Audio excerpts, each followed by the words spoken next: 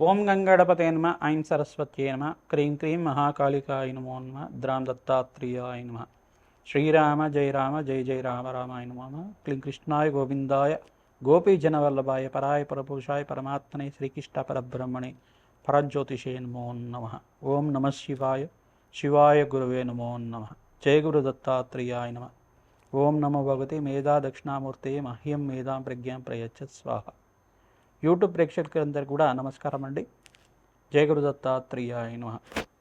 నేను పాలపర్తి గురునాథ శర్మ, జ్యోతిషం వాస్తు సిద్ధాంతిని. మీకంతా కూడా గోచారరీత్యా గ్రహాల యొక్క స్థితిగతి, కలయిక, వాటి ప్రభావం అంతా కూడా గ్రహాలంతా కూడా మానవాళి మీద ఈ యొక్క గ్రహాల యొక్క సంచారం మేరకు ఎటువంటి ప్రభావం చూపిస్తున్నాయనేది విశ్లేషణ చేయడం జరుగుతుంది.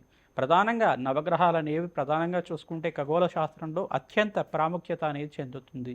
నవగ్రహాల యొక్క స్థితిగతి, వాటి కలయిక, యుతి వల్ల గ్రహాల యొక్క సంచారం మేరకి గోచార చక్రంలో అంతా కూడా మార్పులు జరగడం వల్ల ఈ యొక్క వివిధ ఫలితాలు అనేది రావడం జరుగుతుంది. మేషాది ద్వాదశ రాశుల వాళ్ళకి విశేషంగా చూసుకుంటే ఈ యొక్క 2026 సంవత్సరంలో భాగంగా రాహుకేతు యొక్క సంచారం ఏ రకంగా ఉంటుంది. ప్రధానంగా రాహుకేతులంతా కూడా చూసుకుంటే ఈ యొక్క ఏప్రిల్ నుంచి వక్రగతిలో సంచారం చేస్తున్నారన్నమాట. ఏప్రిల్ 14వ తారీఖు నుంచి వక్రగతి సంచారం జరుగుతుంది. రాహుకేతులు అనేది ప్రధానంగా చూసుకుంటే ఛాయాగ్రహాలంతా కూడా ఎటువంటి ప్రభావం చూపిస్తున్నాయనేది విశ్లేషణ చేసుకుంటే కనుక ప్రధానంగా మాయని క్రియేట్ చేస్తూ ఉంటాయి అన్నమాట. ఒక మాయలాగా ఉంటుంది. జీవితంలో మీకంతా కూడా అదృష్టయోగం సిద్ధిస్తుంది అనేది చెప్పేసి ఉంటుంది. కానీ ఇక్కడ శ్రమ అధికంగా ఉంటుంది. ప్రధానంగా చూసుకుంటే ఆ శ్రమతో కూడిన సంపాదన పెరగడం, అదృష్టం కలిసి రావడం కానీ, ధనయోగం సిద్ధించడం కానీ, మీ యొక్క ఆకస్మిక ధన వ్యయాన్ని కూడా సూచనప్రాయంగా చెప్పడం జరుగుతుంది. రాహుకేతులు అనేది ఒక భ్రాంతిని కలిగించే గ్రహాలు, ఒక ఛాయాగ్రహాలు అన్నమాట. ఈ యొక్క వివిధ స్థానాల్లో గ్రహాల యొక్క స్థితిగతి ఉంటే జన్మజాతకం ప్రకారంగా గ్రహాలంతా కూడా రాహుకేతుల యొక్క స్థితిగతిని ఆధారపడి ఉంటాయన్నమాట. ఈ యొక్క రాహుకేతులు ఏ యొక్క రాశిలో ఉంటాయో ఆ యొక్క రాశ్యాధిపతి యొక్క అనుగ్రహం మేరకంతా కూడా నడుచుకోవడం జరుగుతుంది.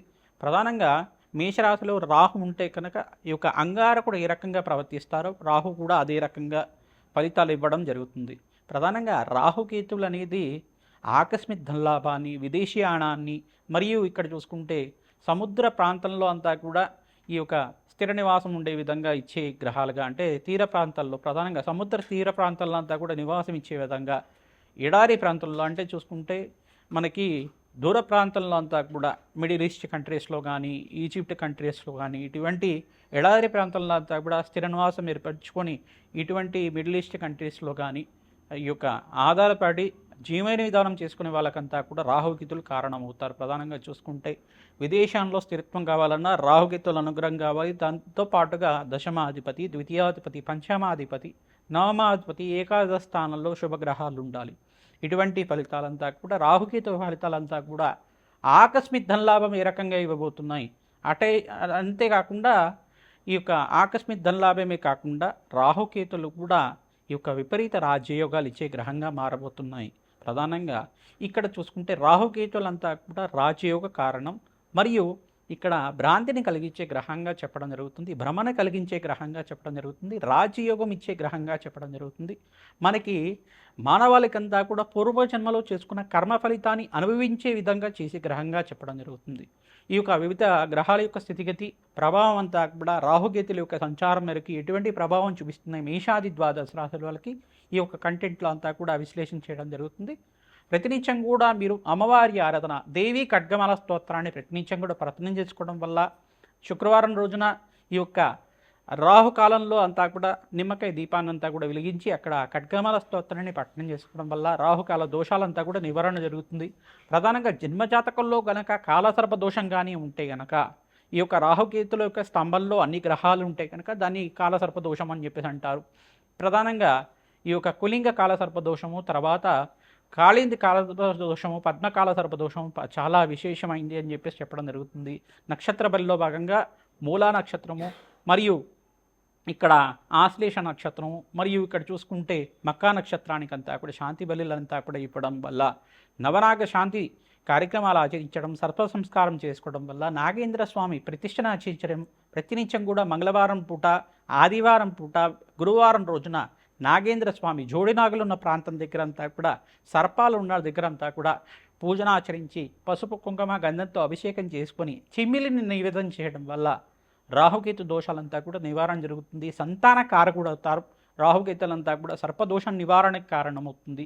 ప్రధానంగా అమ్మవారి ఆరాధన, దుర్గాదేవి ఆరాధన, జగన్మాత ప్రీతికరంగా ఇక్కడ చూసుకుంటే దేవి ఖడ్గమాల స్తోత్రాన్ని పట్నించం కూడా పఠనం చేసుకోవడం వల్ల సకల గ్రహదోష నివారణ జరుగుతుంది. విశేషంగా రాహుకేతు దోషాలంతా కూడా నివారణ జరుగుతుంది.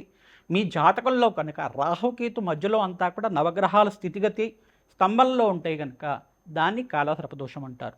ప్రధానంగా కాలసర్పదోషం ఉండడం వల్ల ఆలస్య కళ్యాణం అవడం కానీ, ఏదైనా పని అనుకుంటే దాన్ని వాయిదా పడుతూ ఉండడం కానీ, అన్ని విషయాల్లో కూడా ఆలస్యం అవుతూ ఉండడం కానీ, వ్యాపారంలో మార్పులు జరక్క ఎక్కడ మొదలు పెట్టుకున్నామో అదే పొజిషన్లో ఉండడం కానీ, పొజిషన్స్లో అంటే ఫైనాన్షియల్ స్టేటస్లో అంతా కూడా మార్పు లేకుండా ఉండడం, ఇటువంటి ఎంత ఖర్చులంతా కూడా పెరిగిపోతూ ఉండడం, అప్పుల బాధల్లో పడిపోవడం, ఇదంతా కూడా రాహుకేతు దోషంగా చెప్పడం జరుగుతుంది. సంతానం ఆలస్యంగా అవుతుండడం, కొంతమందికి అయితే మిస్క్యారేజెస్ జరుగుతుంటాయి రాహుకేతు దోషం వల్ల. అంతా కూడా పీసీఓడి ప్రాబ్లమ్స్ కానీ, హెల్త్ ఇష్యూస్ ఉండడం కానీ, ప్రధానంగా చూసుకుంటే ఈ యొక్క రాహుకేతు దోషం వల్ల అంతా కూడా ప్రతినిత్యం కూడా రాహుకేతు దోష నివారణార్థం సర్పప్రతిష్ఠ చేసుకోవడం వల్ల మంచి ఫలితాలు పొందుతారు. కాలసర్ప దోష నివారణార్థం అందరికి కూడా నక్షత్ర బలి కార్యక్రమాన్ని ఆచరించడం వల్ల విపరీత రాజ్యోగం సిద్ధిస్తుంది, సత్సంతాన యోగం కలుగుతుంది, ఆనందమైన జీవితం జీవించడానికి ఆస్కారం ఉంటుంది. ఈ యొక్క రాహుకేతు దోష నివారణార్థం ఎటువంటి యజ్ఞాధికృతులు ఆచరించాలి, ఎటువంటి పరిష్కారం చేసుకుంటే కనుక ఆకస్మిక లాభం, ఆనందమైన జీవితం కలుగుతుంది అంతా కూడా 2026 ఫలితాల్లో భాగంగా మీకు అంతా కూడా విశ్లేషణ చేయడం జరుగుతుంది. సింహరాశి జాతకులకి 2026 సంవత్సర ఫలితాల్లో భాగంగా ప్రధానంగా చూసుకుంటే ఈ యొక్క గోచార రీత్యా రాహుకేతు సంచారం అంతా కూడా వక్రగతిలో సంచారం జరగబోతుంది. ప్రధానంగా రాహుకేతు ప్రభావం అంతా కూడా ఈ యొక్క సింహరాశి జాతకులకి ఎటువంటి ప్రభావం చూపిస్తుందో తెలుసుకోవడం జరుగుతుంది. ప్రధానంగా ఏప్రిల్ 14వ తారీఖు నుంచి వక్రగతి సంచారం అంతా కూడా రాహుకేతులతో కూడా సంచారం జరుగుతుంది. ప్రధానంగా రాహు అంతా కూడా కుంభరాశులు సంచారం చేయడం, సింహరాశులు అంతా కూడా కేతు సంచారం చేయడం జరుగుతుంది. ప్రధానంగా ఈ రాహుకేతులంతా కూడా ఛాయాగ్రహాలుగా చెప్పడం, ఈ యొక్క సర్పగ్రహాలుగా చెప్పడం జరుగుతుంది. ఎవరి జాతకంలో కనుక రాహుకేతులు ఈ యొక్క స్తంభంలో అంతా కూడా నవగ్రహాలు ఉంటాయి కనుక దాన్ని ఈ యొక్క కాలసర్ప దోషం అని చెప్పేసి అని అంటారు. ప్రధానంగా చూసుకుంటే కులింగ కాలసర్ప దోషం కానీ, పద్మ కాలసర్ప దోషం కానీ, ఈ యొక్క ధనుంజయ కాలసర్ప దోషం అని చెప్పేసి అని చెప్పడం జరుగుతుంది. ఈ యొక్క కాలసర్ప దోషాల్లో వివిధ కాలసర్ప దోషాలు ఉంటాయి.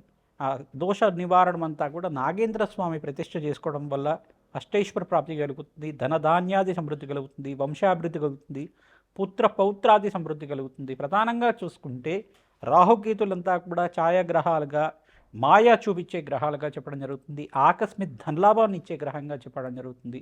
దయోగ కారకుడు, కర్మ ఫలితాన్ని అనుభవించే విధంగా చేసే గ్రహాలుగా, అదృష్టాన్ని ప్రసాదించే గ్రహంగా చెప్పడం జరుగుతుంది. రాజయోగ కారకులు అవుతారు. ప్రధానంగా విదేశంలో స్థిరత్వం లభించడానికి కానీ, ఈ యొక్క జూన్ 14వ తారీఖు నుంచి బృహస్పతి మార్పు కర్కాటక రాశిలో మార్పు వలన ఈ యొక్క సింహరాశి జాతకులకంతా కూడా రాజయోగం కలిసి వస్తుంది. ప్రధానంగా ఇక్కడ శనీశ్వరుడికి, రాహువుకి, బృహస్పతికి, శుక్రుడికి, అంగారకుడికి జపహోమాది కార్యక్రమాలు ఆచరించడం వల్ల సింహరాశి జాతకులకి అదృష్టయోగం కలిసి రాబోతుంది. ప్రధానంగా విదేశంలో స్థిరత్వం కానీ, వ్యాపారంలో మార్పు లభించడం కానీ, నూతన వ్యాపారంలో పెట్టుబడి పెట్టుకోవడం కానీ, స్టార్టప్ బిజినెస్ అనేది మొదలు పెట్టుకోవడం కానీ ఆస్కారం ఉంటుంది. ప్రతినిత్యం కూడా మహాలక్ష్మీదేవి ఆరాధన, సూర్య ఆరాధన చేయడం, జగన్మాతకు ప్రీతికరంగా దేవి ఖడ్గమాల స్తోత్రాన్ని ప్రతినిత్యం కూడా పఠనం చేసుకోవడం వల్ల, ఆవునేతో దీపారాధన చేయడం వల్ల, రావి చెట్టు దగ్గర విశేషంగా ఆవునేతోటి దీపారాధన చేయడం వల్ల మంచి ఫలితాలు పొందుతారు. ప్రతినిత్యం కూడా రావి చెట్టు దగ్గర 11 ప్రదక్షిణాలు చేయడం, ఎక్కడైతే రావి చెట్టు దగ్గర ఈ యొక్క జోడు నాగలు అనేది సర్పాలు ఉంటాయో, ప్రతిష్ఠ చేసిన సర్పాలు ఉంటాయో, ఆ సర్పాలకంతా కూడా మంగళవారం, గురువారం, ఆదివారం రోజున పౌర్ణమి, అమావాస్య వేళల్లో అంతా కూడా సర్పాలకంతా కూడా విశేషంగా పూజ చేయడం, మానసదేవి చరిత్రని పారాయణం చేసుకోవడం, సుబ్రహ్మణ్య స్వామి చరిత్ర మరియు అస్థిక మహాముని యొక్క చరిత్రనంతా కూడా పారాయణం చేసుకోవడం వల్ల జన్మజాతకంలో ఉండే సకల గ్రహదోష నివారణ కలిగి అదృష్టయోగం కలిసి వస్తుంది. ప్రతినిత్యం కూడా అమ్మవారి ఆరాధన చేయండి. ప్రతినిత్యం కూడా రాహువుకి, కేతుకి ప్రీతికరంగా మీరంతా కూడా రాహుకేతు ప్రీతికరంగా మినువులు, ఉలువలు దానం చేసుకోవడం, శుక్రుడి ప్రీతికరంగా బొబ్బర్లు దానం చేసుకోవడం, బృహస్పతి ప్రీతికరంగా శనగలు దానం చేసుకోవడం వల్ల సకల గ్రహ దోష నివారణ కలుగుతుంది. ప్రతినిత్యం కూడా మీరు నవగ్రహాలకు అభిషేకం చేసుకోవడం వల్ల మంచి ఫలితాలు పొందుతూ ఉంటారు. పుణ్యక్షేత్ర దర్శనాలు ఆచరించండి. నాగేంద్ర స్వామి ప్రతిష్ఠ చేసుకోవడానికి ప్రయత్నం చేయండి. జన్మజాతకంలో ఉండే సకల గ్రహ దోష నివారణ కలగడానికి ఆస్కారం ఉంటుంది. శ్రీమాత్రే నమః.